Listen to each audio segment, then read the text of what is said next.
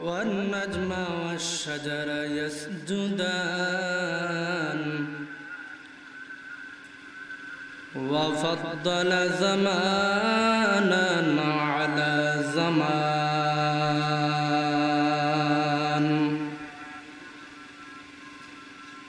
كما فضل مكانا على مكان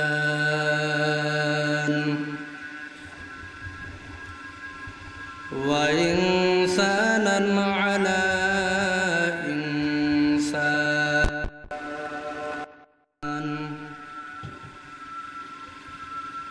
ونشهد أن لا إله إلا الله وحده لا شريك له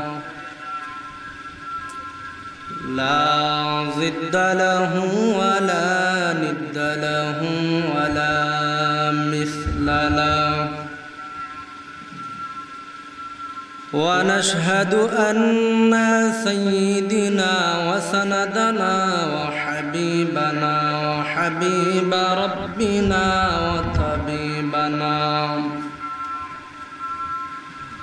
وطبيب قلوبنا ومولانا محمدا عبده ورسوله صلى الله تعالى عليه وعلى آله وأصحابه وبارك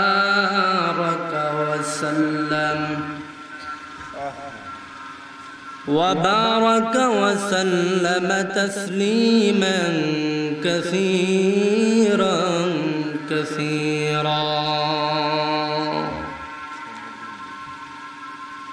الذي أرسله الله تعالى بالحق بشيرا ونذيرا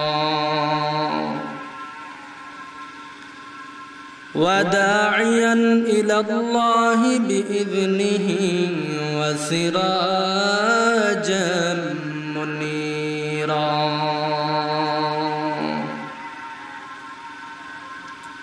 أما بعد فأعوذ بالله من الشيطان الرجيم بسم الله الرحمن الرحيم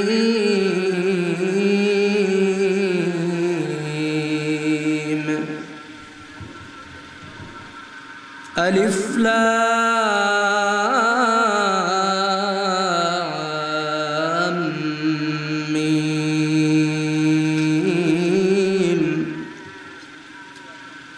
ذلك الكتاب لا ريب فيه هدى للمتقين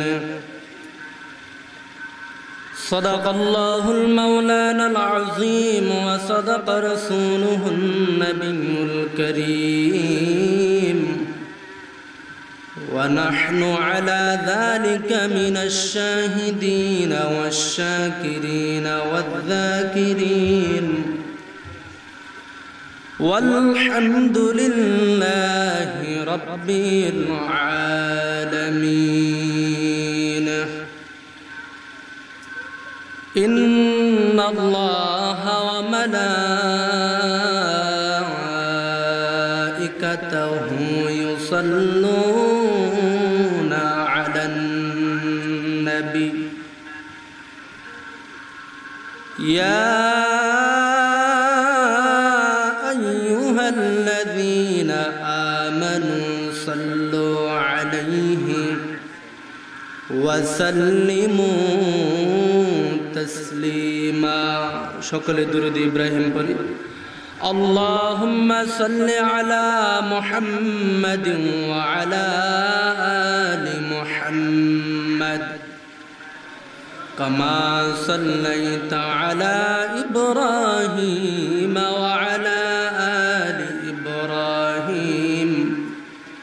إنك حميد مجيد اللهم بارك على محمد وعلى آل محمد كما باركت على إبراهيم وعلى آل إبراهيم إنك حميد مجيد بلغ العلا بكماله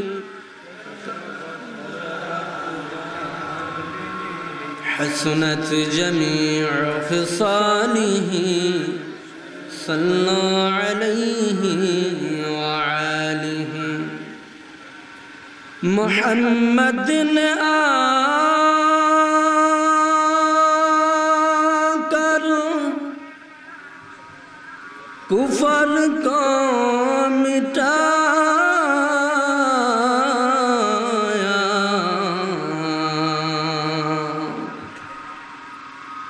कुफर को मिटा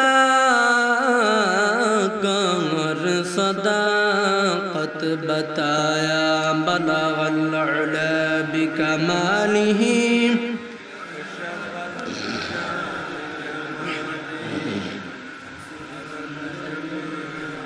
सालिही सल्लु अलैहि ला इलाहा इल्लल्लाह ला इलाहा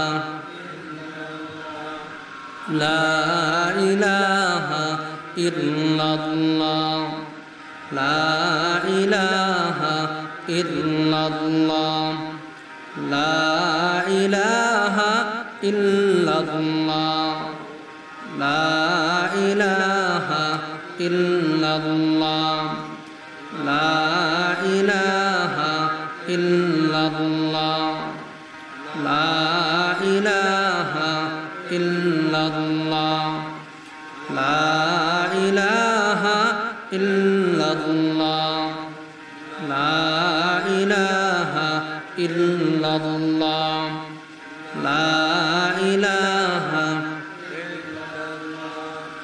बज़कर शहर चिबिनी दर खरुशास वाले दाना दरी माना के गोशास नब्मुल मुलबर गुलश तस्बीह खाने बहर कार बतशबीह हस जबाने मोमेनाज़क रे खुदा बशियार गू याद ओ कुन याद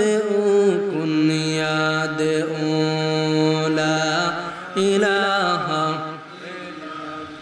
সবাই মোহব্বতের সাথে জিকির করি ইল্লাল্লাহ লা ইলাহা লা ইলাহা ইল্লাল্লাহ লা ইলাহা ইল্লাল্লাহ মুহাম্মাদুর রাসূলুল্লাহ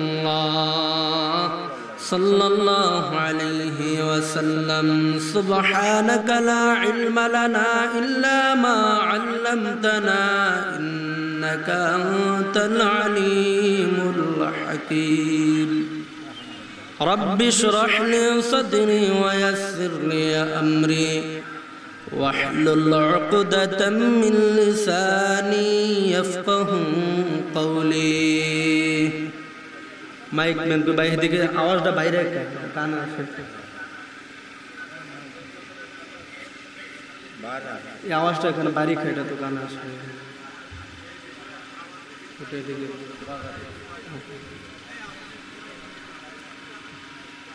আলহামদুলিল্লাহ আজকের এই মাহফিলের পোস্টার নাই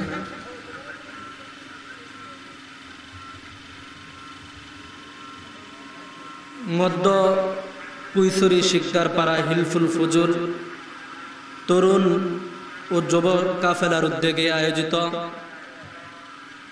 আজকের মাহফিলের সম্মানিত সভাপতি,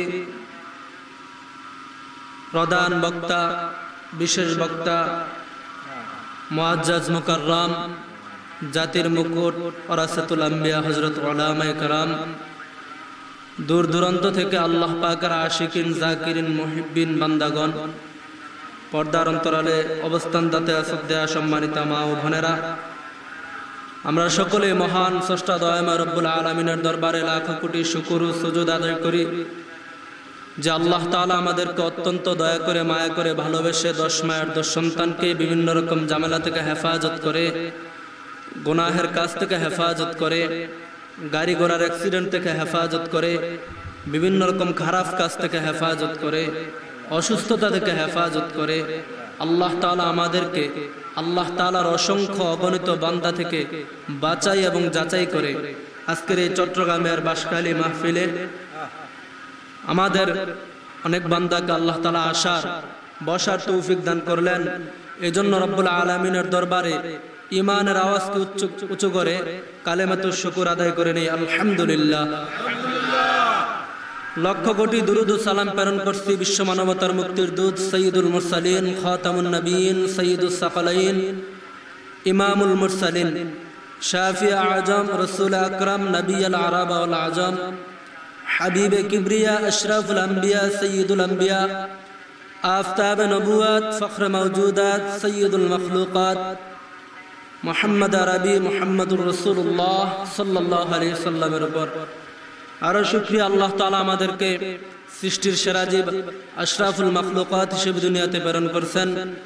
আমরা আল্লাহ তাআলার দরবারে কোনোদিন বলি নাই আল্লাহ তুমি আমাদেরকে দুনিয়াতে মানব জাতি হিসেবে দুনিয়াতে প্রেরণ করবা। আল্লাহ তাআলা আমাদেরকে বিনা দরখাস্তে, বিনা চাওয়ায় দুনিয়াতে মানুষ হিসেবে প্রেরণ করলেন। মানুষ হিসেবে দুনিয়াতে প্রেরিত হওয়ার পর আমি আপনি আল্লাহ তাআলার দরবারে কোনোদিন বলি নাই আল্লাহ তুমি আমাদেরকে মুসলমান জাতি হিসেবে দুনিয়াতে প্রেরণ করবা। আল্লাহ তাআলার কাছে বিনা চাওয়ায় আল্লাহ তাআলা আমাদেরকে মুসলমান জাতি হিসেবে দুনিয়াতে প্রেরণ করলেন। মুসলমান হওয়ার পরে আমরা কোনোদিন আল্লাহর দরবারে ফরিয়াদ করি নাই আল্লাহ তুমি আমাদেরকে আখিরি জমানার নবী, শ্রেষ্ঠ নবীর উম্মত বানাইবা, তাও ফরিয়াদ করি নাই। আল্লাহ তাআলা আমাদেরকে দয়া করিয়া, মায়া করিয়া সেই নবীর উম্মত হিসেবে দুনিয়াতে প্রেরণ করলেন। এই জন্য রব্বুল আলামিনের দরবারে আবারও কালিমাতুশ শুকর আদায় করে নিই উচ্চ আওয়াজে সবাই বলে আলহামদুলিল্লাহ। আজ 26শে মার্চ রোজ রবিবার যুবকরা এই মাহফিলের আয়োজন করেছে। আর আমরা কেউ আসছি মেহমান হিসেবে, কেউ বক্তা হিসেবে, কেউ শ্রোতা হিসেবে, কেউ আজ শুনতে আসছি, কেউ আজ করতে আসছি। তো আমরা ওয়াজ করবো, এটা ইখলাসের নিয়তে করব, রুহানিয়াতের সমন্বয়ে করব, যে মানুষ আমার কথা শুনিয়া সে দিনের পথে আসুক। আর আমরা যারা শুনি, শ্রোতা আছি, আমরা এই নিয়তে শুনবো যে তার কণ্ঠ কিরকম হলো, তে কি বলতেছে, এটা লক্ষ্য রাখতে হবে সে আল্লাহ তাআলার কথা বলতেছে কিনা, কোরআন থেকে কথা বলতেছে কিনা, হাদিস থেকে কথা বলতেছে কিনা। সেই কথাটা শুনিয়া তদনুযায়ী আমল করতে হবে আমাদেরকে।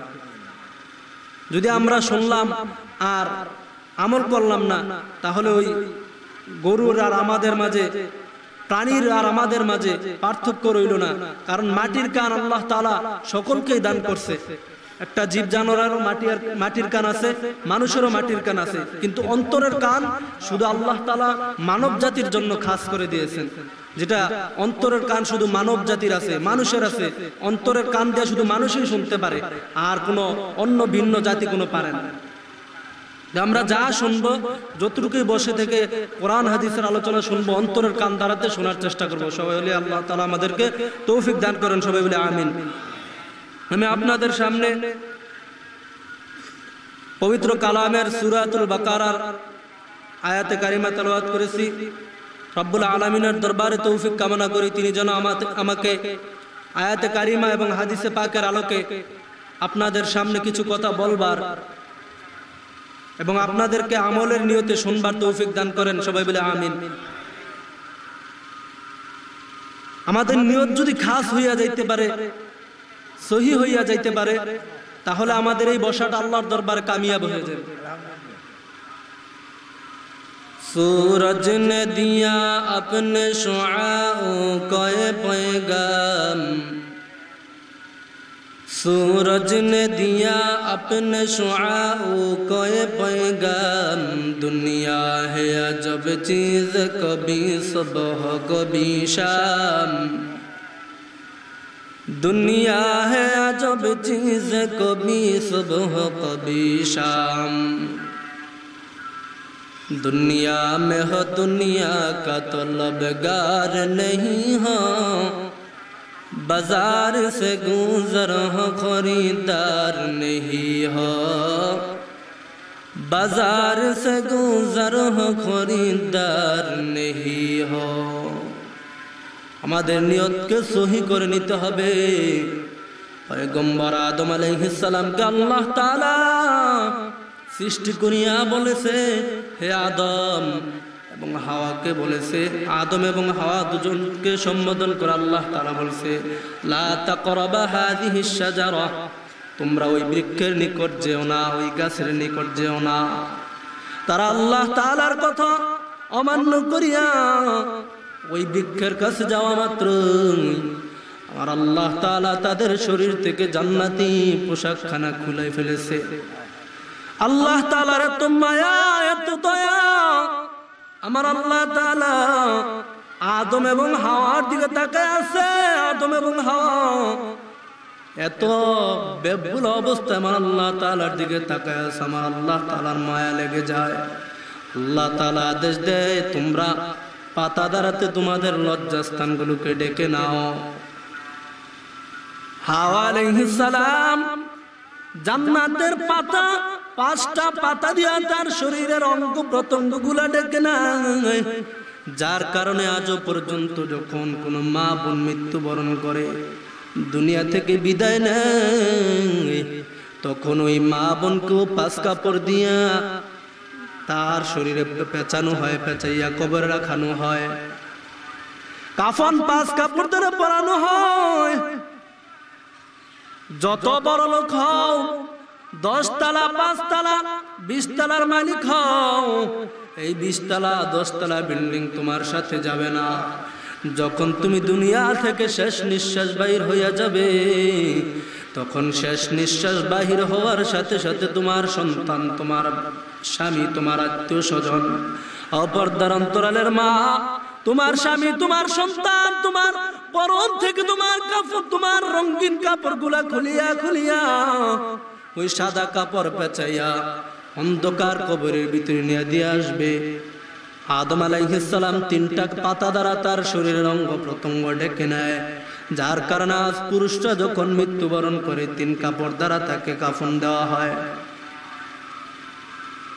হে মুসলমান, আল্লাহর গোলাম, যখন এত লাখ লাখ টাকার মালিক হইলা, এত কোটি কোটি টাকার মালিক হইলা, কিন্তু যখন তুমি আর আমি মৃত্যুবরণ করব, শরীরের সমস্ত কাপড় চোপড় গুলা খুলিয়া খুলিয়া কোমরের ভিতরে একটা রশি থাকে, ওই রশিটাকেও খুলিয়া হাতের নখগুলাও কাটিয়া কাটিয়া রাখিয়া দে। মাত্র 3 টুকরা কাপড় তোমার আর আমার সাথে কবরের ভিতরে দিয়া আসে। পয়গম্বর আদম এবং হাওয়া আলাইহিস সালাম জান্নাতের পাতা দ্বারা অঙ্গ প্রত্যঙ্গ গুলা ডাকিয়া নেয়। দুনিয়ার ভিতরে তারা আসে। যখন আদম আলাইহিস সালাম জঙ্গলের ভিতরে পড়ার পর বনের হরিণরা খবর পায় পয়গম্বর আদম আলাইহিস সালাম দুনিয়ার বুকে পদার্পণ করছে। বনের জঙ্গলের হরিণরা দৌড়াইয়া যায়, একদল হরিণ দৌড়াইয়া যায় পয়গম্বর আদম আলাইহিস সালামকে দেখতে, দেখার জন্য যায়। যাওয়ার পরে পয়গম্বর আদম আলাইহিস সালাম ওই হরিণদেরকে জান্নাত থেকে যে পাতাগুলা পেয়েছিল, ওই পাতাগুলো থেকে হরিণদেরকে পয়গম্বর আদম আলাইহিস সালামকে আল্লাহ তাআলা এমন জ্ঞান দিয়েছিলেন, এমন ইলম দিয়েছিলেন, তিনি জানতে পারলেন যে বনের হরিণেরা পাতা খুব পছন্দ করে। পয়গম্বর আদম আলাইহিস সালাম ওই জান্নাতের পাতা হরিণদেরকে খাওয়ার জন্য তাদের কাছে দেয়। জঙ্গলের হরিণরা ওই পাতা খাইয়া যখন জঙ্গলের ভিতরে ফিরিয়া যায়। ফিরিয়া যাওয়ার পরে এই জান্নাতি পাতা ভোগ করার কারণে আল্লাহ তাআলা তাদের শরীরের ভিতরে 3টা নিয়ামত দান করেছিলেন। এক নম্বরে তাদের শরীরের তাদের চেহারা সুন্দর করে দিয়েছেন।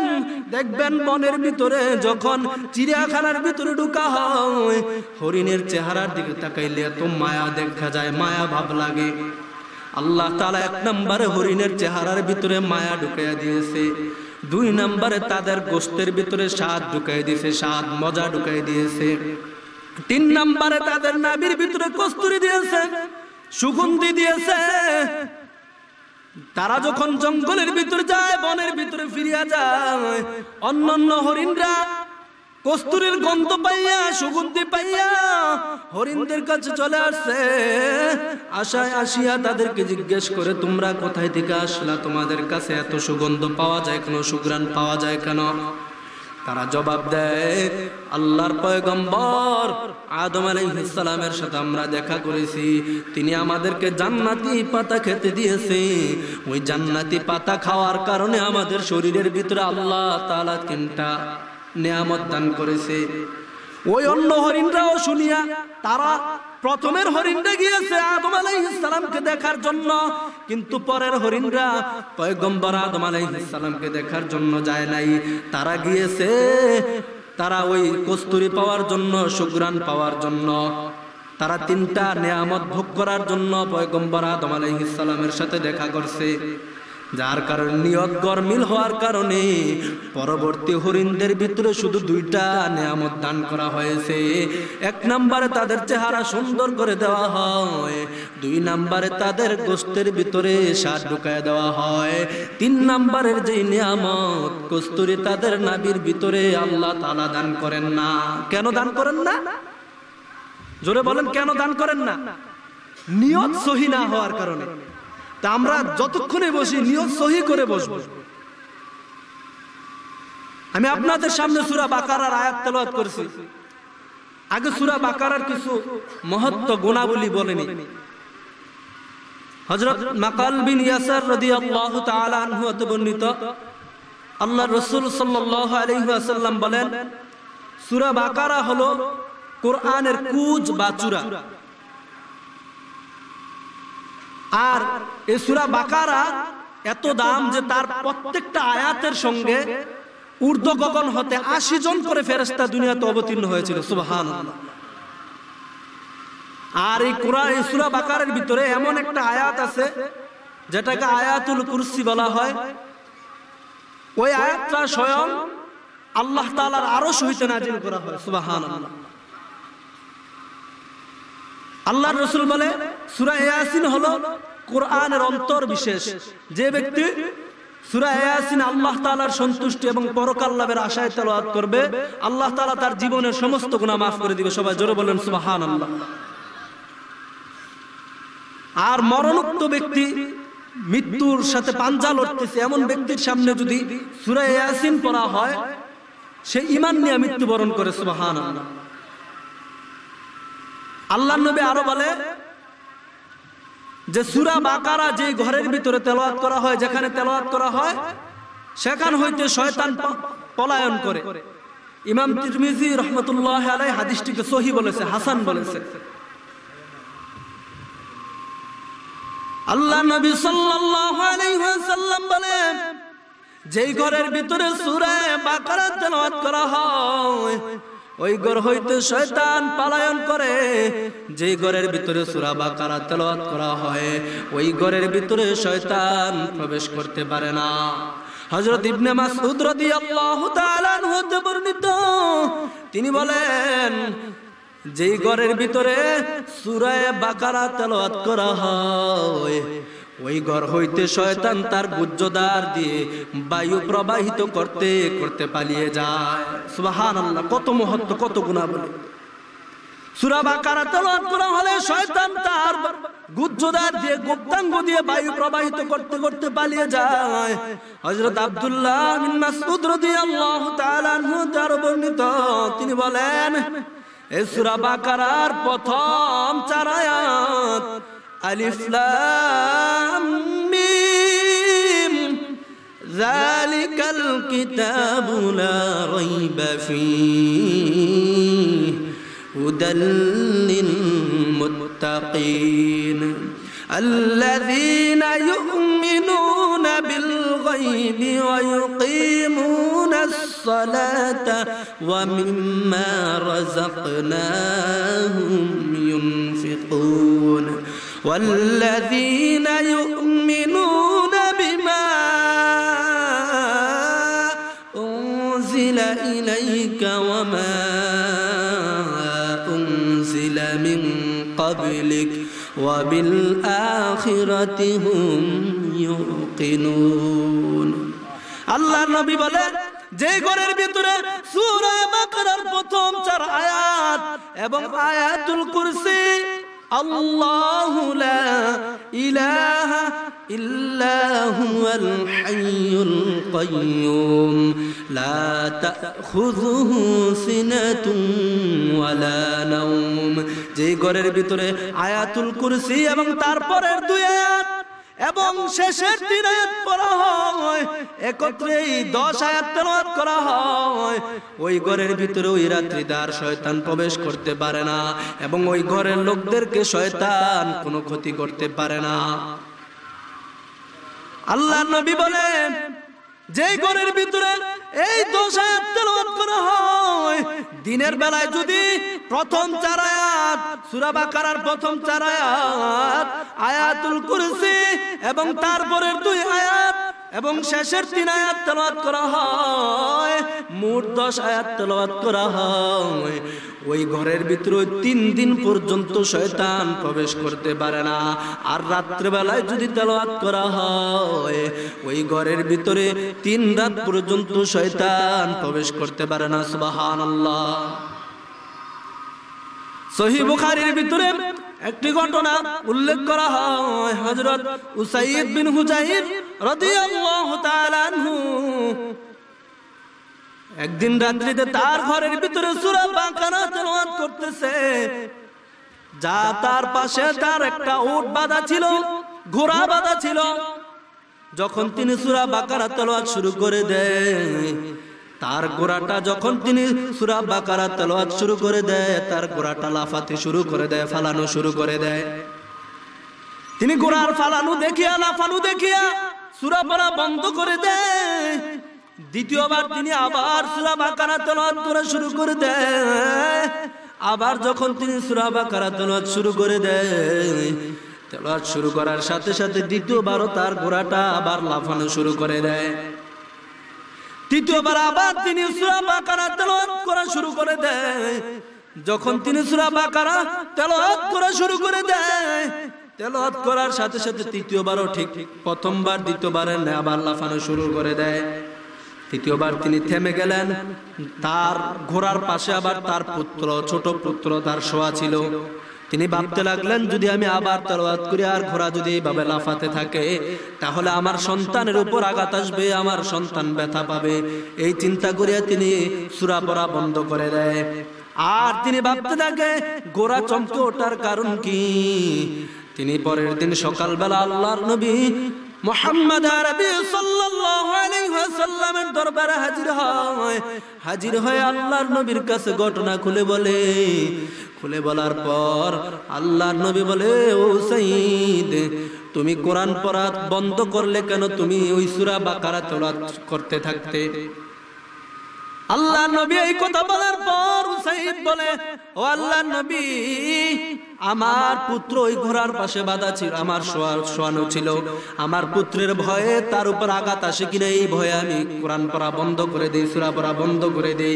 তবে আমি আকাশের দিকে যখন তাকাই তাকানোর সাথে সাথে দেখি একটা প্রজ্বলিত ছায়া একটা নূরান্বিত ছায়া আকাশের দিকে উঠিয়া যাইতেছে সুবহানাল্লাহ আল্লাহর নবী বলে ও সাইদ তুমি কি জানো সেই ছায়াটা কি তুমি যখন সূরা বাকারা তেলাওয়াত করা শুরু করে দিলা তখন তোমার সূরা পড়া শুনিয়া আল্লাহ তাআলার গগন বিহারী ফেরেশতা তারা তোমার কোরআনের তেলাওয়াত শুনিয়া সূরা বাকারার তেলাওয়াত শুনিয়া তারা তোমার তেলাওয়াত শোনার জন্য গিয়েছিল তুমি যদি তেলাওয়াত বন্ধ না করতা, সকাল পর্যন্ত যদি তুমি তেলাওয়াত করতা, তাহলে ওই ফেরেশতারা সকাল পর্যন্ত সেখানে সেইভাবে থাকতো।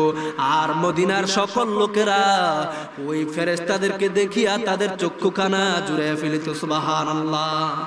এই কালামে জিন্দা কুরআনে হাকিম, হিকমতে উলায়া জালাস্তু কদিম, জামিউল ইলমি ফিল কুরআনে হাকিম, তাকাসুর আনহু আফহামুর রিজালি, বকা কুরআন কালামুল্লাহ বশানু কদিমাস্তি কদিমাস্তি নয়ন। আজকে এই কোরআনের এত দাম, এত মর্যাদা, আমাদের দেশ মুসলমানের নাকি ইহুদি খ্রিস্টানের? সবাই কথা বললেন, কিন্তু আপনারা যদি ঘুমান তাহলে আমি একটু ঘুমাই নেই নাকি? সবাই একটু আগায় আগায় বসেন, ফাঁকগুলা মাইরা বসেন, সবাই আগান, সবাই একটু আগায় বসেন, সবাই আগান, আগায় যান।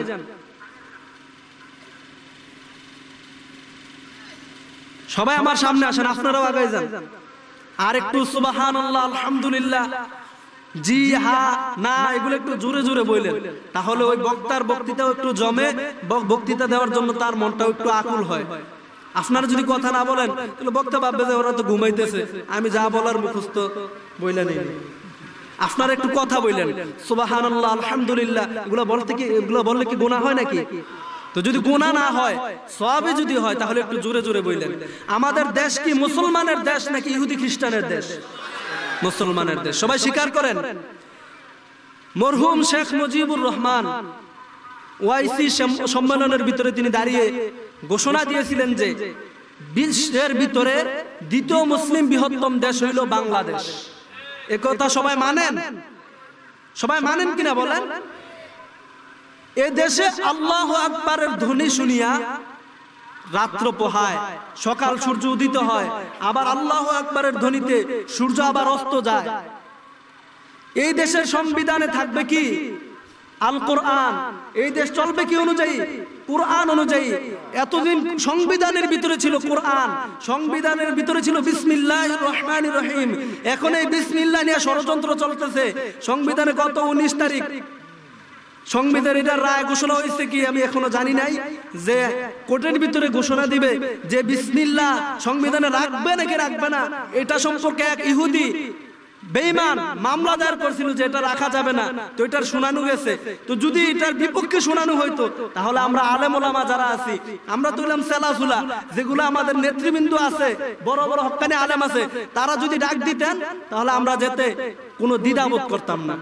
তবে এখন একটা সময়, যেই সময় আমাদের দেশের সুপ্রিম কোর্টের সামনে, উচ্চ আদালতের সামনে গ্রিক মূর্তি, যেটা কোনো কথা বলতে পারে না, যে মূর্তির বিপক্ষে আমার আপনার নবী আজীবন জিহাদ করেছেন, যুদ্ধ করেছেন, যে মূর্তি ভাঙার জন্য আমার আপনার নবী রক্ত ঝরিয়েছেন, যে মূর্তির বিপক্ষে আমার আপনার নবী কথা বলেছে, আর এই মূর্তি আমার আপনার এই মুসলমান দেশে, ওলি আল্লাহদের দেশে, হক্কানি আলেম ওলামার দেশে এই মূর্তি দাঁড় করাই দিয়েছে। তো আমরা যেখানেই থাকি, আমরা সকল মুসলমান ওই মূর্তির বিপক্ষে সবার কে কে আছেন সবাই হাত তোলেন। ওই মূর্তির বিপক্ষে আমরা সবাই আছি তো? যেই সময় ডাক দেওয়া হয়, যে মূর্তি এখন একটা ডেট দেওয়া হয়েছে, যদি ওই ডেট অনুযায়ী মূর্তি সরানো না হয় তাহলে যেই ডাকক, সে চরমনাইর পীর হোক বা আহমদ শফি সাহেব হোক, যেই হোক, আমরা সকলে যেতে রাজি কিনা? কারা কারা রাজি আছেন হাত তুলেন। নারে তাকবীর, নারে তাকবীর। সবাই হাত নামান। আমার আপনার দেশে এই মূর্তি রাখা যাবে না। আমি গরম হইলাম না, গরম হইয়া বলা যায়, গরম হইয়া লাভ কি? আপনারা তো ঠান্ডা হয়ে রয়েছেন।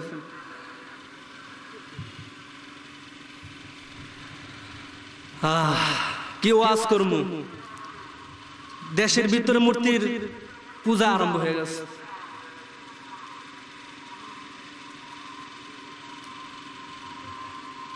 তা আমি আপনাদের সামনে আয়াত তেলাওয়াত করেছিলাম যে আলিফ লাম মিম, এগুলাকে একত্রে হরফে মুকাত্তাআত বলে, বিচ্ছিন্ন হরফ। যেমন আপনি সরে অ সরে আ ক খ এগুলার কোনো আলাদা কোনো অর্থ আছে? অর্থ নাই। এ বি সি এগুলার আলাদা কোনো অর্থ আছে? অর্থ নাই। আলিফ বা তা এগুলার কি আলাদা কোনো অর্থ আছে? আলাদা কোনো অর্থ নাই। তো কোরআন কি শ্রেষ্ঠ নাকি শ্রেষ্ঠত্বের কমে? আমাদের কোরআন কি শ্রেষ্ঠ না? শ্রেষ্ঠ গ্রন্থ না?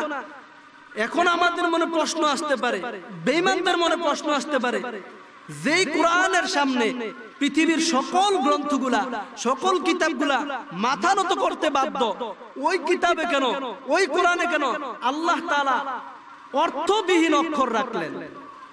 প্রশ্ন আসে না? আলিফ লাম মিম এগুলোর তো কোনো অর্থ নাই, অর্থবিহীন কেন অক্ষর আল্লাহ তাআলা এখানে রাখলেন? আল্লাহ তাআলা অর্থবিহীন কেন অক্ষর রাখলেন? তার জবাব, এক নাম্বার জবাব, মক্কার কাফের মুশরিকরা যখন আমার আপনার নবী কোরআন, আমার আপনার নবীর প্রতি কোরআন নাজিল হয়, তাদের সামনে যখন কোরআনের আয়াত তেলাওয়াত করা হয়, তারা ধিক্কার দেওয়া শুরু করে দেয় যে মুহাম্মদ নিজে নিজে কালাম বানায়া বলতেছে এটা নাকি আল্লাহর কালাম। নিজে নিজে কালাম বানায়, নিজে নিজে কথা বানায়া বলতেছে এটা আল্লাহর কালাম, আল্লাহর কথা। তো আল্লাহ তাআলা তাদের এই ধিক্কারের জবাব দিয়া বলছে যে হে দুনিয়ার কাফের মুশরিকরা, আমি মুহাম্মদুর রাসূলুল্লাহ সাল্লাল্লাহু আলাইহি ওয়াসাল্লামের মাধ্যমে দুনিয়াতে কোরআন নাজিল করলাম। তোমরা পারলে এই কোরআনের ছোট্ট একটা সূরার নে সূরা রচনা করো, ছোট্ট একটা আয়াতের নে আয়াত রচনা করে নিয়ে আসো। তারা কি করলো? ওই আয়াতের মধ্যে ছোট্ট একটা আয়াতের নে আয়াত রচনা করতে পারলো না। তারা একথা বলতে বাধ্য হলো এটা মুহাম্মদের বানানো কালাম না, এই কালামে জিন্দা কুরআন হাকিম হিকমতে উলায়া জালস্তু কদিম জামিউল ইলম ফিল কুরআন হাকিম تكاثر عنه أفهام الرجال بقى قرآن كلام الله بشان قديم استي نينا এ কালাম আল্লাহর কালাম, এ কালামে কোনো সন্দেহ নাই। আল্লাহ তাআলা কাফের মুশরিকদের কাছে যখন কোরআনের একটা ছোট্ট আয়াতের আয়াত রচনা করার জন্য বললেন, তোমরা পারলে তোমরা একটা আয়াতের আয়াত রচনা করে নিয়ে আসো, যদি একা না পারো তোমাদের সঙ্গ সাথী যা আছে সকলকে একসাথে নিয়ে একটা আয়াত রচনা করে নিয়ে আসো। তারা একথা বলতে বাধ্য হলো যে এটা মুহাম্মদের বানানো কালাম না, লাইসা হাযা মিন কালামিল বাশার, এটা মানব রচিত কোনো কালাম না, এটা হইল একমাত্র আমার আল্লাহ তাআলার কথা। কার কথা? আল্লাহ তাআলার কথা। এখন আমাদের মনে প্রশ্ন আসতে পারে, সূরা বাকারা, বাকারাতুন অর্থ গরু, আল্লাহ তাআলা সূরার নাম কেন গরু রাখলেন? এত একটা পবিত্র কালাম, অনেক বর্ণনা আছে। ওয়াইয ক্বালা মূসা লিকওমিহি ইন্নাল্লাহা ইয়া'মুরুকুম আন তাযবাহু বাকারা। পয়গম্বর মূসা আলাইহিস সালাম তার সময় একটি বিরাট ঘটনা ঘটে। সুদ্দি রাহমাতুল্লাহ আলাইহি বর্ণনা করেন, বনি ইসরাইলের মধ্যে এমন একজন লোক ছিল, তার কোনো সন্তান ছিল না, ছেলে ছিল না, একটা মেয়ে ছিল এবং তার একটা ভাতিজা ছিল। তার ছিল অনেক ধন সম্পদ। তার ভাতিজা তার কাছে প্রস্তাব দেয়, ও চাচা আমি তোমার মেয়েকে বিবাহ করব এবং তোমার ধন সম্পদ আমি আত্মসাৎ করব। চাচা তার কাছে বিবাহ দিতে অপারগতা জানায়, অসমর্থ জানায়। জানানোর পরে ভাতিজা বলে, ও চাচা আমি যেইভাবে হোক তোমার মেয়েকে বিবাহ করব। ষড়যন্ত্র করিয়া চাচা ওই চাচাকে ভাতিজা এমন গোপন স্থানে নিয়ে হত্যা করিয়া, এমন হত্যা করিয়া ওই বনি ইসরাইলের মধ্যে তখনকার সময় একদল লোক ভালো ছিল, তারা ওই খারাপ লোকদের থেকে বাঁচার জন্য বিরাট একটি শহরে চলে যায়। চলিয়া গিয়ে ওই শহরের ভিতরে ঘর বাড়ি বানাইয়া ওইখানে থাকা শুরু করে দেয়। ওই যুবক তার চাচাকে খুন করিয়া রাত্রিবেলায় তার চাচাকে ওই লোকদের ঘরের দরজায় নিয়ে দিয়ে আসে। আসিয়া বাড়ির ভিতরে চাচাকে খোঁজা আরম্ভ করে দেয়। বলে আমার চাচা কোথায়? দেখবেন চোরের কিন্তু বড় গলা থাকে, এমপি মন্ত্রী হইছে, সুদের টাকা ঘুষের টাকা রিলিফের মাল মাইরা খায়, তারপরে আবার বড় বড় ভাষণ দেয় আমার এলাকার লোকজনের কোনো ক্ষতি হতে পারবে না। মানুষকে নিজে বাস দিতেছে, আবার বলতেছে আমার এলাকার আমার মহল্লার লোকদের কেউ ক্ষতি করতে পারবে না, কিন্তু নিজেই ক্ষতি করতেছে। তার মহল্লার, তার এলাকার, তার ইউনিয়নের জনগণের জন্য সরকার কিছু ভাতা পাঠাইতেছে, ওই ভাতা চেয়ারম্যান মেম্বার আত্মসাৎ করতেছে। 3 ভাগের 2 ভাগ আত্মসাৎ করে আর 1 ভাগ জনগণকে দেয়। ওই ভাতিজাও ঠিক বর্তমান জমানার চেয়ারম্যান মেম্বারের মতো, নেতা নেত্রীর মতো, যেই কাফের মুশরিকরা আমার আপনার দেশের সুপ্রিম কোর্টের সামনে মূর্তি বানায়া আবার বলতেছে এই দেশ মুসলমানের দেশ, এই দেশ মুসলমানের দেশ, এই দেশ ইসলামের দেশ, কাফেরের দেশ। আমিও বলি এই দেশ শাহজালালের দেশ, এই দেশ শাহপুরানের দেশ, এই দেশ শাহ মাকদুমের দেশ, এই দেশ কারি ইব্রাহিম রহমতুল্লাহ আলাইহির দেশ, এই দেশ ইসহাক রহমতুল্লাহ আলাইহির দেশ, এই দেশ আহমদ শফি সাহেবের দেশ, এই দেশ মুসলমানের দেশ। এই দেশের ভিতরে, এই দেশের সুপ্রিম কোর্টের সামনে কখনো মূর্তি রাখা যাবে না, যাবে না, যাবে না। সবাই বলেন ঠিক কিনা? এই দেশের সুপ্রিম কোর্টের সামনে মূর্তি এখনো আছে দাঁড়িয়ে। তবে আমরা যদি আলেম উলামা একদিন নামিয়ে বসি, তাহলে ওই মূর্তি সহ ভাঙবো, সাথে যারা ওই মূর্তিকে দাঁড় করাইছে তাদেরকে আমরা ভেঙে বলবো। সবাই বলেন ঠিক কিনা? মুসলমানের দেশে এসব কুফরি, এসব মূর্তির পূজা চলবে না। আমাদের দেশে হিন্দু থাকবে বাধা নাই, মুশরিক থাকবে বাধা নাই, ইহুদি থাকবে বাধা নাই, নাসারা থাকবে বাধা নাই, কিন্তু আমার আপনার দেশে সবাই থাকবে, ইহুদি খ্রিস্টান বসবাস করবে বাধা নাই, তাদেরকে আমরা সম্মানজনকভাবে রাখবো। কিন্তু এই দেশ মুসলমানের দেশ, মুসলমানের দেশে ইহুদি খ্রিস্টানদের আইন চলতে কখনো পারে না, পারে না, পারে না। ঠিক কিনা বলেন? ওই ভাতিজা বলেন আমার চাচাকে কে খুন করলো? কিন্তু ভাতিজা নিজেই খুন করে ফেলে। খুন করিয়া চাচার খোঁজার শুরু করে দেয়। খুঁজতে খুঁজতে সে তো জানে আমার চাচাকে আমি অমুক স্থানে রেখে এসেছি, সে নিজে জানে। জানার পরে আবার সে নিজে গেল, চুরি করছে। চোর তো জানে কোন জায়গা থেকে সে চুরি করেছে। সে তখন যায়, যাইয়া কাকাকে পায়, তার চাচাকে পায়। পাওয়ার পর ওই মহল্লার, ওই এলাকার লোকদেরকে দোষী সাব্যস্ত করে দেয়। বলে তোমরা আমার চাচাকে খুন করেছো। তারা বলে না না না, আমরা তোমার চাচাকে খুন করি নাই, আমরা তোমার চাচাকে খুন করতে দেখিও নাই। ওই যুবক বলে না, তোমরাই খুন করেছো। তারা বলে না না। ওই যুবক তখন তাদের কাছ থেকে রক্তপণ চায় বসে। তারা বলে আমরা খুন করি নাই, আমরা কেন রক্তপণ দিব?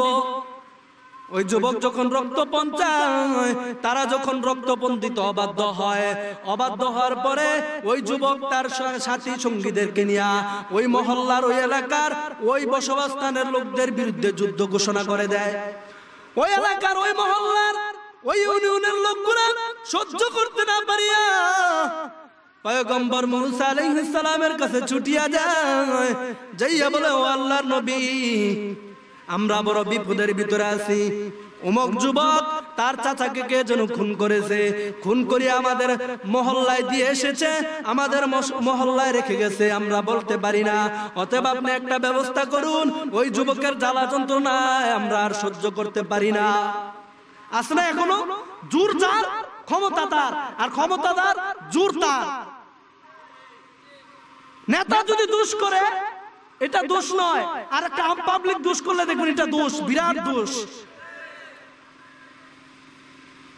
ওই যুবক যখন নির্যাতন শুরু করে দেয়, আল্লাহ নবী মুসা আলাইহিস সালাম তাদেরকে বলে, ও সম্পাদকের লোকেরা, ইন্নাল্লাহা ইয়া'মুরুকুম আন তাযবাহু বাকারা, তোমরা একটা গরু, আল্লাহ তাআলা নিশ্চয়ই নির্দেশ দিচ্ছে তোমরা একটা গরু জবাই করো। তারা বলে, আপনি কি আমাদের সাথে ঠাট্টা করতেছেন নাকি? কোথায় মৃত ব্যক্তি মৃত্যুবরণ করলো, কোথায় সমাধান দিবেন? আর ওই জায়গার ভিতরে আপনি বলতেছেন একটা গরু জবাই করার জন্য, কিসের ভিতরে কি সুটকি চালনগি? আপনি কি বলতেছেন? আপনি কি আমাদের সাথে ঠাট্টা করতেছেন নাকি, বিদ্রুপ করতেছেন নাকি? আল্লাহর নবী বলে, আমি আল্লাহর কাছে মূর্খ লোকদের অন্তর্ভুক্ত হওয়া হইতে আশ্রয় প্রার্থনা করতেছি। তারা আল্লাহর নবী মুসা আলাইহিস সালামের কথা শুনিয়া, তারা বনি ইসরাইল জাতি, তারা মুসা আলাইহিস সালামকে প্রশ্ন করে বসে, গরুটা কি রকম হবে? প্রশ্ন করে। পয়গম্বর মুসা আলাইহিস সালামকে বনি ইসরাইল ধ্বংস হওয়ার দুইটা কারণ, একটা হলো তাদের ভিতরে নারী জাতির প্রতি লিপ্সা ছিল, দুই নম্বরে ছিল তারা তাদের নবীকে অধিক প্রশ্ন করত। এখনো দেখবেন আমাদের সমাজের ভিতরে কিছু কিছু লোক আছে, কিছু অ্যালার্জি ধরনের লোক আছে, সমাজের ভিতরে যায়, মসজিদের ভিতরে যায়, যাইয়া ইমাম সাহেবকে বলে, হুজুর এই মাসালাটা কিভাবে, এই সূরাটা কিভাবে। তার উদ্দেশ্য কিন্তু জানা নয়, তার উদ্দেশ্য হইল ইমাম সাহেবকে আটকানো। ঠিক কিনা বলেন? তার উদ্দেশ্য হলো ইমাম সাহেবকে ঠেকানো, তার উদ্দেশ্য জানা নয়। একটা বইলা দিলে আবার আরেকটা, একটা বইলা দিলে এটা কিভাবে কিভাবে হইলো। এখন দেখবেন একদম বাড়িছে, হ্যাঁ কোন হাদিসে, কত নাম্বার হাদিসে, কত পৃষ্ঠা, কি হয়েছে, অধিক প্রশ্ন। তো ওই বনি ইসরাইল কি আল্লাহর নবীকে অধিক প্রশ্ন করার কারণে আল্লাহ তাআলা তাদেরকে ধ্বংস করেছে। বনি ইসরাইল যদি প্রশ্ন করে, ও পয়গম্বর ওই গরুটা কেমন হবে? আল্লাহ নবী পয়গম্বর মুসা আলাইহিস সালাম আদেশ দেয়, ও সম্পাদকের লোকেরা, ওই গরুটা বৃদ্ধ হবে না, ওই গরুটা একবারে বাচ্চাও হবে না, ওই গরুটা হবে যৌবনে উপনীত, অর্থাৎ যুবক গরু। তারা এই কথা বলিয়া, এই কথা শোনার পরে আবার প্রশ্ন করতেছে, ও পয়গম্বর ওই গরুটা কিরকম কালারের হবে, কিরকম রঙের হবে? আল্লাহর নবী পয়গম্বর মুসা আলাইহিস সালাম নির্দেশ দেয়, ও কাফেলার লোকেরা, ও আমার সম্পাদকের লোকেরা, ও বনি ইসরাইল জাতি, ওই গরুটা হবে হলুদ রঙের, উজ্জ্বল হলুদ। তারা বলে, ওই গরুটার কি কোনো কিরকম গুণ থাকবে? আল্লাহর নবী বলে, ও সম্পাদকের লোকেরা, ওই গরুটা হবে, ওই গরুটা দ্বারা যেহেতু কোনো চাষ না করা হয়, ওই গরুটা যেহেতু কোনো কাজ না করানো হয়, এরকম গরু হতে হবে। তার শরীরের ভিতরে কোনো খুঁত থাকতে পারবে না। যদি তারা প্রথম অবস্থায় পয়গম্বর মুসা আলাইহিস সালামের কথা শুনিয়া যদি তারা গরু জবাই করিয়া দিত, তাহলে আল্লাহ তাআলা তাদের জন্য এত কঠিন করতেন না। তারা পয়গম্বর মুসা আলাইহিস সালামকে অধিক প্রশ্ন করার কারণে আমার আল্লাহ তাআলা তাদের কাছে ওই জিনিসটাকে কঠিন করে দিয়েছে। তারা গরু খোঁজার জন্য বাহির হয়ে যায়, খুঁজতে খুঁজতে যাইয়া এক যুবকের কাছে গরুটা পায়। গরুটা এত সুন্দর গরু, এত গুণবতী গরু কোথায় থেকে আসলো? যুবক কিভাবে এই গরু পাইলো? যুবকের বর্ণনা লেখা হয়, সুদ্দি রহমাতুল্লাহ আলাইহি বর্ণনা করেন, ওই যুবক তার পিতামাতার এত বাধ্যগত ছিল।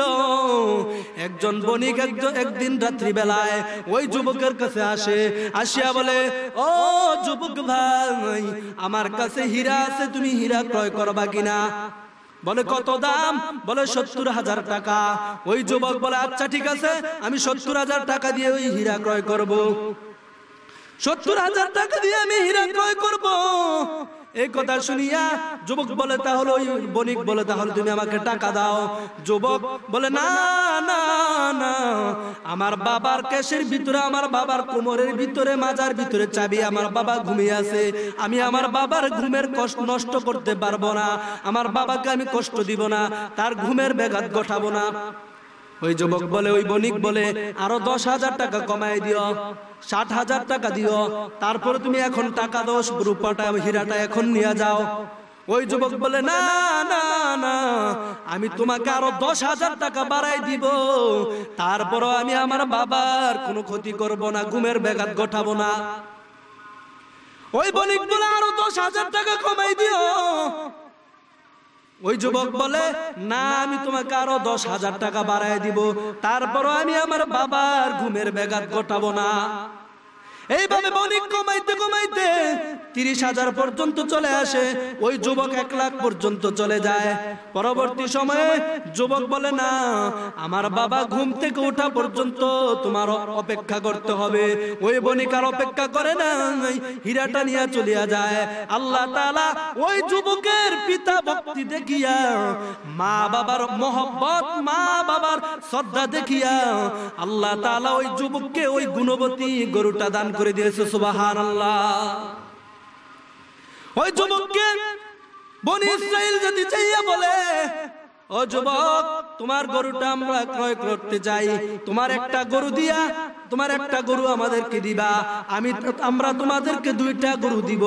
ওই যুবক বলে না না না, আমি আমার এই গরু বিক্রি করব না। ওই বনি ইসরাইল জাতি বলে 3টা গরু দিব, বলে না। বলে 100টা গরু দিব, বলে না। ওই যুবককে পরবর্তী সময়ে ওই বনি ইসরাইল জাতি আল্লাহর নবীর কাছে আবার যায়। পয়গম্বর মুসা আলাইহিস সালামের কাছে যাওয়ার পর পয়গম্বর মুসা আলাইহিস সালাম বলে, তোমরা এত সহজ জিনিসকে যেহেতু কঠিন করে নিয়েছো, এখন ওই যুবক যত দাম চায় তত দাম দিয়ে তোমরা ওই গরুটাকে ক্রয় করতে হবে। ওই যুবকের কাছ থেকে ওই বনি ইসরাইল জাতি যায়, যাইয়া বলে তোমার গরুর সমপরিমাণ, তোমার গরুর সমপরিমাণ আমরা তোমাকে স্বর্ণ দিব, সোনা দিব। ওই গরুর সমপরিমাণ সোনা দেওয়ার পর তুমি আমাদেরকে ওই গরুটা দিবা কিনা? যুবক তারপরে রাজি হয়, ওই গরুটা তাকে দেয়। দেওয়ার পর ওই বনি ইসরাইল জাতি গরুটাকে নিয়ে যায়। যাওয়ার পর ওই গরুটাকে জবাই করিয়া ওই গরুটার একটা মাংস দাঁড়াতে, গোস্ত দাঁড়াতে ওই চাচার উপরে যখন আঘাত করা হয়, মৃত ব্যক্তির উপর আঘাত করা হয়, আঘাত করার সাথে সাথে ওই মৃত ব্যক্তি জীবিত হয়ে যায়। জীবিত হয়ে সাথে সাথে বলিয়া দেয়, আমাকে অন্য কেউ খুন করে নাই, আমাকে খুন করেছে আমার একমাত্র ভাতিজা, আমার সম্পদ পাওয়ার আশা, আমার মেয়েকে পাওয়ার আশায়। সুন্দর একটা গরুর ঘটনা আল্লাহ তাআলা এই বাকারার, সূরা বাকারার ভিতরে রেখে দিয়েছে। আল্লাহ তাআলা বলে আলিফ লাম মিম। 1 নাম্বার জবাব হইল, এই আলিফ লাম মিমের অর্থ কোন মুফাসসির লেখে নাই। হযরত ইবনে আব্বাস রাদিয়াল্লাহু তাআলা আনহু বলেন, আনাল্লাহু আ'লাম, এর অর্থ একমাত্র আমার আল্লাহ তাআলা ভালো জানে, আমি আল্লাহ তাআলা ভালো জানি। ইমাম কুরতুবী রাহমাতুল্লাহ আলাইহি বলে আলিফ লাম মিম এর কোন অর্থ দুনিয়ার কোন মুফাসসির জানে না, এর অর্থ একমাত্র আমার আল্লাহ তাআলা ভালো জানে। তিনি এই কথাটা হযরত আবু বকর, হযরত ওমর, হযরত উসমান, হযরত আলী, হযরত ইবনে মাসউদ রাদিয়াল্লাহু তাআলা আনহু ঠিক একই কথা বলেছে। কোন কোন মুফাসসির বলে আলিফ লাম মিম দ্বারাতে আল্লাহ তাআলার নাম বোঝানো হয়েছে। আবার কোন কোন মুফাসসির বলে আলিফ দ্বারাতে আল্লাহ, লাম দ্বারাতে জিবরাইল, মিম দ্বারাতে মুহাম্মদুর রাসূলুল্লাহ সাল্লাল্লাহু আলাইহি সাল্লামকে বোঝানো হয়েছে। কিন্তু প্রসিদ্ধ মত হইল, একবার গ্রহণযোগ্য মত হইল, এই আলিফ লাম মিমের অর্থ দুনিয়ার কোন মুফাসসির জানে না, এর অর্থ একমাত্র আমার আল্লাহ তাআলা ভালো জানে। এখন প্রশ্ন আসতে পারে, এই অর্থ ছাড়া অক্ষর কেন আল্লাহ তাআলা এই কোরআনের ভিতরে রাখলেন? অর্থ ছাড়া অর্থ কেন, অক্ষর কেন আল্লাহ তাআলা কোরআনের ভিতরে রাখলেন? প্রশ্ন আসে না? যেমন আমরা অনেকেই ভিজিটিং কার্ড বানাই, ছাপাই, অনেকে লেখি এম রহমান, মানে একজন বললো যে এম এ রহমান, একজন বললো যে মাওলানা আব্দুর রহমান, ওই লোক বলতেছে যে না, আমি মাওলানা কি জিনিস এটা বুঝিও না। তাহলে তুমি এম এ রহমান দিলা কেন? এম এ তারা কি বুঝাইলা? বলতেছি এটা তুমি জানো না, এটা আমি জানি। কি জানো? এম দারতে মোহাম্মদ, এ দারতে আব্দুর, আর রহমান স্পষ্ট, মোহাম্মদ আব্দুর রহমান। তো আলিফ লাম মিম এগুলার অর্থ অবশ্যই আছে, মাখলুক জানে না। কে জানে? খালেক জানে। কে জানে? আরো জোরে বলেন, কে জানে? আল্লাহ তাআলা জানে, দুনিয়া কেউ জানে না। দুনিয়ার বিজ্ঞানীদেরকে আল্লাহ এটার দ্বারা চ্যালেঞ্জ করলেন। দুনিয়ার বিজ্ঞানী অনেক কিছু রচনা করে, বিমান বানাইলো, হেলিকপ্টার বানাইলো, দূরবীক্ষণ বানাইলো, অনেক কিছু বানাইলো। তারা গবেষণা করতে করতে, রিসার্চ করতে করতে আকাশে চলিয়া গেল, চাঁদের দেশে চলিয়া গেল। গত কয়েকদিন আগে ইন্টারনেটের ভিতরে দেখলাম চাঁদের দেশে নাকি ঘরবাড়ি তৈরি হইতেছে। এত কিছুর ভিতরে চলে গেল, কিন্তু আল্লাহ তাআলা দুনিয়ার বিজ্ঞানীদের সামনে, এত বড় বড় টপ লেভেলের বিজ্ঞানীদের সামনে, বেঈমানদের সামনে এই আলিফ লাম মিম রেখে দিলেন। বললেন তোমরা এত দূর দেশে চলিয়া যাও, পারলে তোমরা এই আলিফ লাম মিমের অর্থ কি বলিয়া দাও। পারছে বলতে? বলতে পারে নাই। পাশে কোরআন, আলিফ লাম মিম, কোরআনের পাশে আমাদের সামনে কোরআন, আর সামনে কোরআনের ভিতরে অক্ষরগুলো লেখা। এত কিছু রিসার্চ করতেছে, এই পর্যন্ত কোন বিজ্ঞানী আলিফ লাম মিমের অর্থ কি বাহির করতে পারে না। তো এটা দ্বারাতে কি কোরআনের শ্রেষ্ঠত্ব প্রমাণ হয় না? আলিফ লাম মিম এগুলার অর্থ আমার আল্লাহ তাআলা একমাত্র জানে, কেউ জানে না, কেউ জানে না। আল্লাহ তাআলা পরবর্তী অংশের ভিতরে বলতেছেন যালিকাল কিতাব, এটা সেই কিতাব, লা রাইবা ফি, তাতে কোনো সন্দেহ নাই, সন্দেহের কোনো অবকাশ নাই। সন্দেহ তো নাই, সন্দেহের কোনো অবকাশও নাই। দুনিয়ার ভিতরে দেখবেন যখন বাংলা বই লেখে, পাঠ্যপুস্তক লেখে, পাঠ্যপুস্তকের ভিতরে লিখে দেয় আমার এই বইয়ের ভিতরে, আমার এই গ্রন্থের ভিতরে ভুল থাকতে পারে, ভুল থাকলে সংশোধন দিবেন, পরবর্তী সংস্করণে সংশোধন হয়ে নেব। কিন্তু আল্লাহ তাআলার তো কালাম, এই পবিত্র কালাম আল্লাহ তাআলা প্রথমেই বলে দিয়েছেন তাতে কোনো ভুল নাই। এই কোরআনের ভুল যারা বাহির করতে গিয়েছে, কোরআনের ভুল যারা বাহির করতে গিয়েছে, কোরআনের আয়নায় তাদের নিজের ভুল ধরা খেয়ে গেছে। আমেরিকার 10 জন বিজ্ঞানী আল্লাহ তাআলার কালামের ভুল বাহির করতে যায়, আল্লাহ তাআলার কালামের ভুল বাহির করতে যায়। ভুল বাহির করতে করতে তারা একটা আয়াত পাইলো যে আল্লাহ তাআলা বলছে সকল মানুষ মৃত্যুবরণ করতে হবে। আর আমার আপনার নবী বলছে মৃত্যুর পরে কবরের ভিতরে ফেরেশতারা আসবে, সওয়াল জবাব করবে।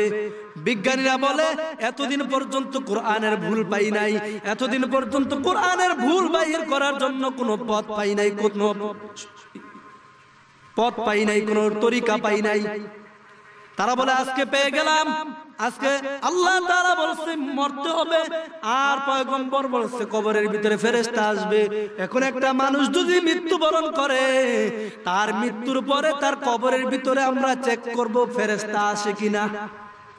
কিরকম বেঈমান দেখেন, কবরের ভিতরে চেক করবে ফেরেশতা আসে কিনা, কোরআনের ভুল বাহির করবে আজকে, আল্লাহরে ধরবো আজকে। ওই বিজ্ঞানীরা 10 জন বড় বড় টপ লেভেলের বিজ্ঞানী, যখন একজন মানুষ মৃত্যুবরণ করে, মৃত্যুর পরে তাকে গোসল করায়া সুন্দরভাবে কাফনের কাপড় পরায়া ওই মুর্দাটাকে যখন কবরের ভিতরে রাখিয়া তারা কবরের ভিতরে ক্যামেরা ফিট করে দিছে। ক্যামেরা ফিট করছে আর ওইখান থেকে বড় এক বিরাট মাঠের ভিতরে প্রজেক্টর দিয়ে দিছে যে কবরের ভিতরে ফেরেশতা আসবে আর প্রজেক্টরের ভিতরে ওই ক্যামেরার মাধ্যমে দেখবে।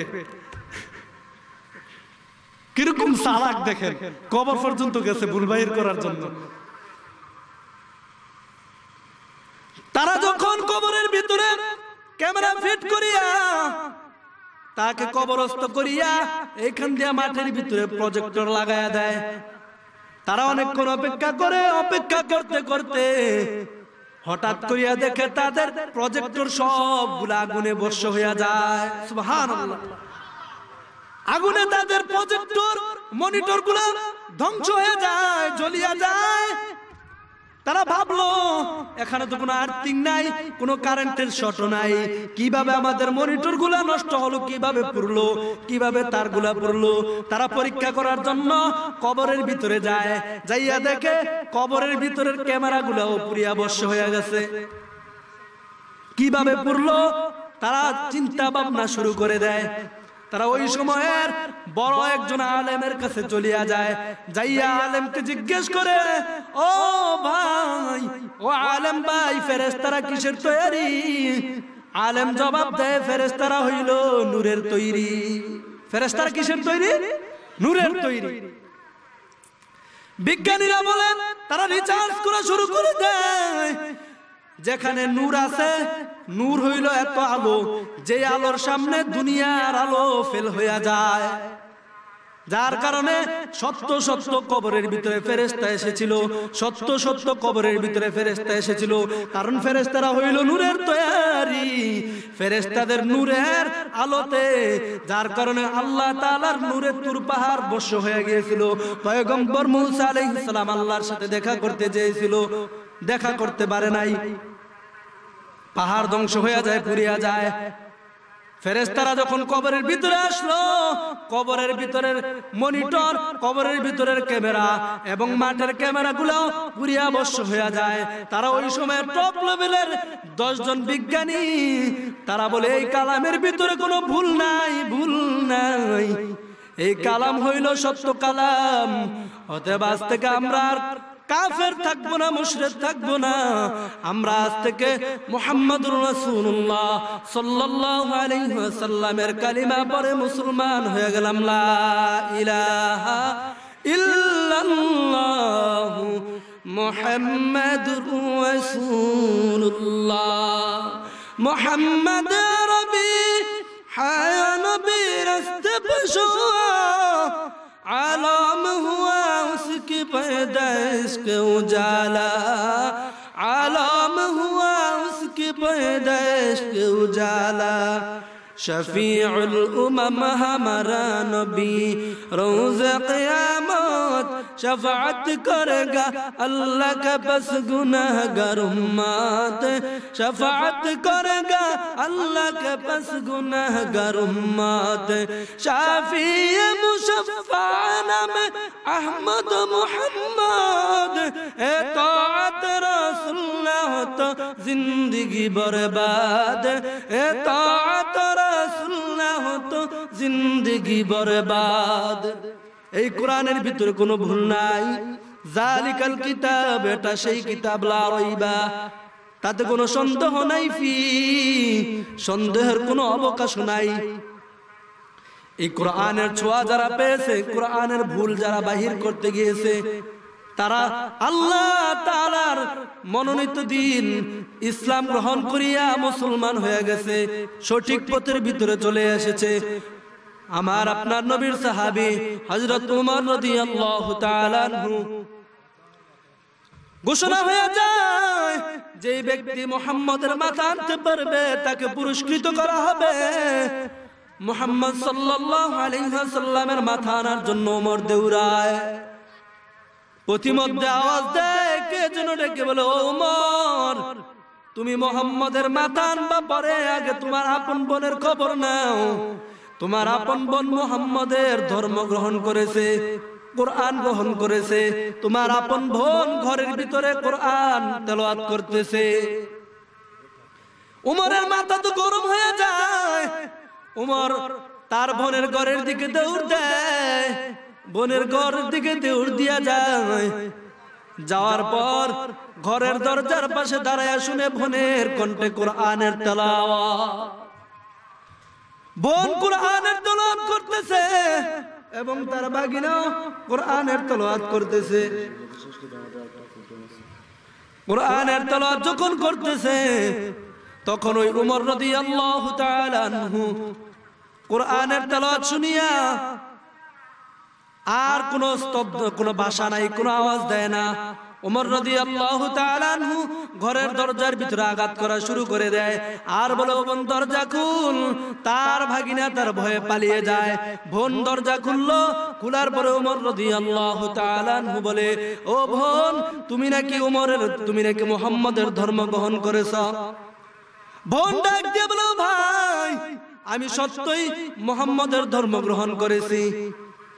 এইখান দিয়ে আমার আপনার নবী আল্লাহর দরবারে ফরিয়াদ করতেছে, ও আল্লাহ, তুমি উমরকে ইসলামের জন্য কবুল করে নাও। আর উমর রাদিয়াল্লাহু তাআলা আনহুকে আল্লাহ তাআলা কবুল করে নিলেন। উমর রাদিয়াল্লাহু তাআলা আনহু তার বোনের দরজার কাছে যাইয়া বোনের ঘরের ভিতরে ঢুকিয়া তার বোনকে ঈমানকে ফিরিয়ে দেওয়ার জন্য বলল, ও বোন, তুমি কোরআন ফিরিয়ে দাও, ঈমান ফিরিয়ে দাও। তুমি ইসলাম ধর্ম গ্রহণ করেছো, ইসলামকে তুমি পরিত্যাগ করে দাও। বোন বলে, ও ভাই, আমি এমন ধর্ম গ্রহণ করেছি যে ধর্ম একবার গ্রহণ করা যায়, যে ধর্মের ভিতরে ঢুকা যায় কিন্তু বাহির হওয়া যায় না। যখন বোন তার ভাইয়ের সাথে উমর রাদিয়াল্লাহু তাআলা আনহুর সাথে কথার বিতর্ক শুরু করে দেয়, উমর তার বোনের উপরে আঘাত করা শুরু করে দেয়। উমর যখন আঘাত করা শুরু করে দেয় আর বোন কান্না শুরু করে দেয় আর বলো, ভাই, তুমি আমাকে যতই মারো কোনো বাধা নাই, তুমি আমাকে মারতে পারো, তবে আমি যেই ধর্ম গ্রহণ করেছি ওই ধর্ম আমি কোনোদিন ত্যাগ করতে পারবো না। উমর রাদিয়াল্লাহু তাআলা আনহুর কাছে বোন মায়ের নজর দিয়া কাঁদে আর বলে, ও ভাই, সন্তানকে যখন মা মারে বাবার কাছে যায়, বাবা যখন সন্তানকে মারে মায়ের কাছে যায়, যখন শিক্ষক সন্তানকে মারে সন্তান তখন মা বাবার কাছে যাইয়া বিচার দেয়। ও ভাই, তুমি আমাকে আঘাত করতেছো, আমার দুনিয়াতে তো মা নাই, বাবা নাই, তুমি আমাকে হাজার মারতে পারো, তুমি আমাকে ক্ষত বিক্ষত করে ফেলতে পারো, কিন্তু আমি এই কালেমা কখনো আমার অন্তর থেকে বাহির করে দিতে পারবো না। উমর রাদিয়াল্লাহু তাআলা আঘাত করতে করতে এক পর্যায়ে তার অন্তরের ভিতরে মায়া লেগে যায়। বোনের চোখের পানির দিকে তাকায়া মায়া লেগে যায় আর হঠাৎ করিয়া কোরআনের দিকে নজরটা চলিয়া যায়। কোরআনের দিকে যখন নজর চলিয়া যায়, কোরআনের দিকে নজর চলিয়া যাওয়ার সাথে সাথে উমর কোরআনটাকে ধরার জন্য চেষ্টা করে বলে, ও বোন, এটা কি দেখা যায়? বোন ডাক দিয়া বলে, ও ভাই, এটা হইল আল্লাহর কালাম, এই কালামের ভিতরে কোনো ভুল নাই। বলে, আমি কি এই কালামটা একটু পড়তে পারি? বোন বলে, ও ভাই, না না, এই কালামকে কেউ অপবিত্র অবস্থায় ধরতে পারে না, অতএব তুমি আগে পবিত্র হয়ে নাও। উমর রাদিয়াল্লাহু তাআলা আনহু পবিত্র হইয়া কোরআনটা হাতের ভিতরে নেয়। মালেকা হয় উমর রাদিয়াল্লাহু তাআলা আনহুর বোন কোরআনটা হাতের ভিতরে নিয়া আয়াত তেলাওয়াত শুরু করে দেয়। কোরআনের আয়াত যখন তেলাওয়াত শুরু করে দেয়, উমরের মনের ভিতরে আল্লাহ তাআলার কোরআনের আলো ঢুকিয়া যায়। ঢুকার পর উমর তরবারি নিয়া আল্লাহর নবীর দরবারে দেউর দেয়। দেউর যখন দেয়, নবী করিম সাল্লাল্লাহু আলাইহি ওয়াসাল্লামের দরজার সামনে যখন যায়, যাওয়ার পরে আমার আপনার নবীর সাহাবীরা বলে, ও পয়গম্বর, আপনি অনুমতি দেন, যদি আপনি অনুমতি দেন তাহলে ওইখানে উমরকে আমরা লাশ ফালাই দিব। আল্লাহর নবী বলে, না না, তোমরা তাকে বাধা দিও না, আজকে উমর তো আমাকে নাই। আজকে ওমর আমার কাছে সে নিজেই মরতে এসেছে। ওমর রাদিয়াল্লাহু তাআলা আনহু আল্লাহর নবীর কাছে আসে, আসিয়া তরবারিটাকে আল্লাহর নবীর কদমের ভিতরে ছুঁড়িয়া ফেলে, ফালাইয়া দেয়। ফালাইয়া বলে, ও আল্লাহর নবী, আমি এতদিন পর্যন্ত অন্ধকারের ভিতরে ছিলাম, গোমরাহির ভিতরে ছিলাম। আজকে কোরআনের আলো আমার অন্তরের ভিতরে ঢুকে গেছে, কোরআনের আয়নার ভিতরে আমার ভুল ধরা পড়ে গেছে, কোরআনের ভুল বাহির করতে গিয়ে আমার ভুলগুলো ধরা খেয়ে গেছে। অতএব আমি আর বেদিনের ভিতরে থাকবো না, আর আমি কাফের থাকবো না।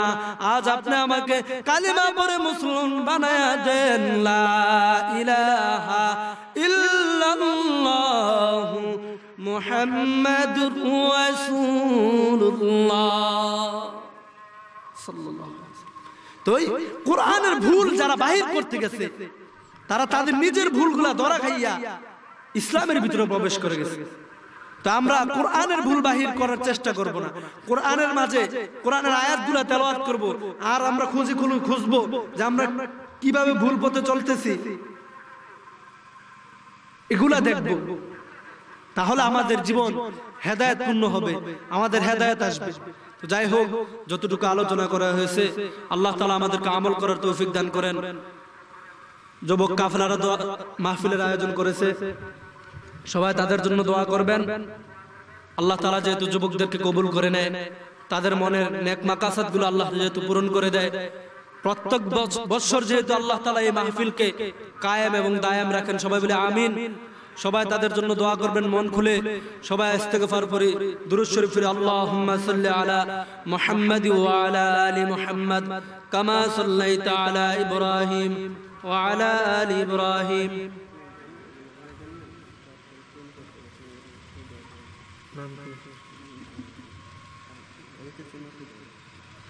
إنك حميد مجيد.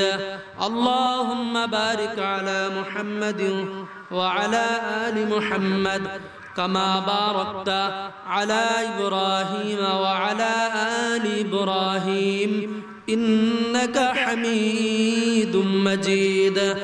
أستغفر الله الذي لا إله إلا هو الحي القيوم وأتوب إليه لا حول ولا قوة إلا بالله العلي العظيم. জামালউদ্দিন নামক এক ভাই তাদের মাহফিলে অর্থ দিয়ে সাহায্য করেছে। সবাই দোয়া করবেন আল্লাহ তাআলা যেহেতু ভাইজানের মনের সকল নেক মাকাসাদ পূরণ করে দেয়, বিপদ আপদ দূর করে দেয়, তার দানকে কবুল করে নেয়। সবাই বলে আমিন। সবাই আল্লাহ তাআলার দরবারে হাত তুলি, সবাই সবার জন্য দোয়া করব। আলহামদুলিল্লাহি রাব্বিল আলামিন। ربنا ظلمنا أنفسنا وإن لم تغفر لنا وترحمنا لنكونن من الخاسرين. ربنا آتنا في الدنيا حسنة وفي الآخرة حسنة وقنا عذاب النار. رب ارحمهما كما ربياني صغيرا. رب ارحمهما كما ربياني صغيرا.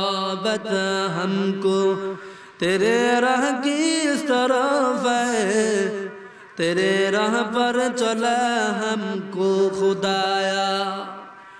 बेगुनाह न गुज़श्त बुरमा साआते, बाहुज़ूर दिल न क़र्दन ताअते. या इलाही मुझसे मुझको दूर कर, ताकि देखो मुझ में तुझको एक नज़र. या इलाही तू मेरा माबूद है, या इलाही तू मेरा माशूक़ है. या इलाही तू मेरा मक़सूद है, या इलाही तू मेरा मक़बूल है. আল্লাহ, গভীর রাত আমি গুনাহগার তোমার বান্দাদেরকে নিয়া, পর্দার অন্তরালের মা বোনদেরকে নিয়া, আয় আল্লাহ যুবক ভাইদেরকে নিয়া, আল্লাহ এই গভীর রাত্রে তোমার দরবারে দুইখানা হাত তুলে ধরলাম। আয় আল্লাহ, প্রথম থেকে এই পর্যন্ত আয় আল্লাহ, জোহর থেকে শুরু করে, আসর থেকে শুরু করে, মাগরিব থেকে শুরু করে এই পর্যন্ত যত আলোচনা হয়েছে, ভুল ত্রুটি ক্ষমা করিয়া সমস্ত আলোচনা তুমি কবুল আর মঞ্জুর করে নাও। আয় আল্লাহ, আল্লাহর হাদিয়া লক্ষ কোটি কোটি গুণ বাড়ায়া মায়ার নবী মুহাম্মদ রাসূলুল্লাহ সাল্লাল্লাহু আলাইহি ওয়াসাল্লামের রওজা মুবারকে পৌঁছা দাও। আয় আল্লাহর হাদিয়া হযরত আদম আলাইহিস সালাম থেকে এই মুনাজাত পর্যন্ত যত মুসলমান এই দুনিয়ার বাড়ি ঘর ছেড়ে চলে গেছে, আল্লাহ দয়া করে প্রত্যেকের রূহে এবং কবরে কবরে হাদিয়া পৌঁছা দাও। আয় আল্লাহ, সারা পৃথিবীর মুসলমানের কবরের হাদিয়া পৌঁছা দাও। আল্লাহ, সারা পৃথিবীর মুসলমানের কবরের আযাব তুমি মাফ করে দাও। আয় আল্লাহ, এখানে কেউ মা হারায় এতিম সন্তান, কেউ বাবা হারায় এতিম সন্তান। আয় আল্লাহ, কেউর মাও নাই বাবাও নাই। আল্লাহ, কেউ ঘরে যাইয়া মাকে দেখতে পাবে, মার ডাক শুনতে পাবে, কেউ যাইয়া মার ডাক শুনতে পাবে না। আল্লাহ, কেউ ঘরে যাইয়া বাবাকে দেখবে, কেউ দেখবে না। আল্লাহ, কেউ দাদা দাদি নানা নানি দুনিয়ায় নাই। আল্লাহ, আমি শরীফুল ইসলামেরও দাদা নাই, নানা দুনিয়ায় নাই। আল্লাহ, এইভাবে অনেকের বাবা মা দাদা দাদি দুনিয়ায় নাই। আল্লাহ, দুনিয়া থেকে তো আমরা তাদের জন্য কিছুই করতে পারবো না, তবে একটু দোয়া করি, দয়া করে তাদের কবরের আযাব তুমি মাফ করে দাও। আল্লাহ, সারা পৃথিবীর মুসলমানের কবরের আযাব মাফ করে দাও। কবরগুলোকে তুমি জান্নাতের বাগান বানায় দাও। আল্লাহ, আল্লাহ, নবীজির রওজা মুবারকের সাথে যোগাযোগ করে দাও। আল্লাহ, সমস্ত কবরবাসীদের কবরের আযাব তুমি মাফ করে দাও। আল্লাহ, দুনিয়ার হাজার হাজার মাইল দূরের কবর মুহূর্তের ভিতরে টেলিফোন করে নেওয়া যায়। আল্লাহ, বাড়ির পাশে ঘরের পাশে অন্ধকার কবর, মাকে বাবাকে দাদা দাদি নানা নানিকে শোয়াইলাম, তাদের খবর আজ পর্যন্ত আমরা পাইলাম না। আল্লাহ, দয়া করে তাদের কবরের আযাব তুমি মাফ করে দাও। সারা পৃথিবীর মুসলমানের কবরের আযাব মাফ করে দাও। কবরগুলোকে জান্নাতের বাগান বানায় দাও। আয় আল্লাহ, আমরা যারা হাত তুললাম জিন্দিগি ভর অনেক গুনাহ করলাম। আল্লাহ, দয়া করে আমাদের জিন্দিগির সমস্ত গুনাহগুলি তুমি মাফ করে দাও। আল্লাহ, আয় আল্লাহ, তুমি যদি আমাদের গুনাহগুলি মাফ করে দাও তাতে তোমার কোনো ক্ষতি হবে না, আর যদি আমাদের গুনাহগুলি মাফ না করো তাতে তোমার কোনো লাভ হবে না গো আল্লাহ। আয় আল্লাহ, দয়া করে আমাদের জিন্দিগির সমস্ত গুনাহগুলি মাফ করে দাও। আল্লাহ, আমি শরীফুল ইসলাম হতে পারি গুনাহগার, তোমার এখানে তো একজনের হাতও কবুল হবে। আল্লাহ, যে হাতখানা তোমার দরবারে পছন্দ হয় সেই হাতের উসিলায় আমাদের প্রত্যেককে তুমি কবুল আর মঞ্জুর করে নাও। আয় আল্লাহ, যুবক ভাইয়েরা অনেক কষ্ট করে পরিশ্রম করে মাহফিলের আয়োজন করেছে। আয় আল্লাহ, খানা নাই পড়া নাই, দিনের পর দিন রাতের পর রাত কষ্ট করে পরিশ্রম করে আয় আল্লাহ টাকা জোগাড় করিয়া মাহফিলের আয়োজন করেছে। আয় আল্লাহ, তুমি দয়া করে যুবক ভাইদের কবুল আর মঞ্জুর করে নাও। আয় আল্লাহ, তাদের ভিতরে যারা পড়ালেখা করে মাথার ব্রেন বাড়ায় দাও, পড়ালেখার জাহান বাড়ায় দাও, স্মরণ শক্তি বাড়ায় দাও। আয় আল্লাহ তোমার খাস গোলাম হিসেবে কবুল করে নাও। আয় আল্লাহ তোমার এক বান্দা এই মাহফিলের ভিতরে সাহায্য করেছে অর্থ দিয়ে, আল্লাহ দয়া করে তুমি তোমার বান্দাকে কবুল করে নাও, তুমি তোমার বান্দার দানকে কবুল করে নাও। আয় আল্লাহ আমরা যারা হাত তুললাম প্রত্যেককে তুমি কবুল আর মঞ্জুর করে নাও। আয় আল্লাহ শেষ মুহূর্তে আবার ফরিয়াদ, দয়া করে আমাদেরকে তুমি মাফ করে দাও। আয় আল্লাহ তুমি যদি মাফ না করো আমাদের তো কোথাও যাওয়ার আর রাস্তা নাই। এ জীবনে না করিলাম বন্দেগী, গুনাহ করে কাটাইলাম জিন্দেগি। তওবা করে আবার তওবা ভাঙ্গিলাম, অবশেষে কাটি তওবা করিলাম। সকলেরই দরজা হইতে আমরা ফিরিয়া তোমারি দরজায় রইলাম তাকায়া। তুমি যদি মাফ না করো আল্লাহ বান্দারে, বলো তোমার বান্দা যাবে ঘরদারে। আল্লাহ গভীর রাত, দয়া করে আমাদেরকে তুমি বেগুনাহ না বানায়া বাড়িতে নিও না। দয়া করে আমাদের প্রত্যেকের জিন্দেগীর সমস্ত গুনাহগুলি মাফ করে দাও। আয় আল্লাহ কে যেন মা হারাইয়া বসিয়া বসিয়া কাঁদতেছে, আয় আল্লাহ দয়া করে আল্লাহ এতিম সন্তানদেরকে মাফ করে দাও। আয় আল্লাহ দয়া করে আমাদের সকলকে তুমি কবুল আর মঞ্জুর করে নাও। আয় আল্লাহ যেদিন যে মুহূর্তে মৃত্যু দিবা ইমানের সাথে আমাদেরকে মৃত্যু দিও, বেঈমান বানায় মৃত্যু দিও না। আয় আল্লাহ ইমানি হালাতে মৃত্যু দিও। ওয়া সাল্লাল্লাহু তাআলা আলা খায়রি খালকিহি মুহাম্মাদিন ওয়া আলা আলিহি ওয়া আসহাবিহি ওয়া আজওয়াজিহি ওয়া যুররিয়াতিহি আজমাইন।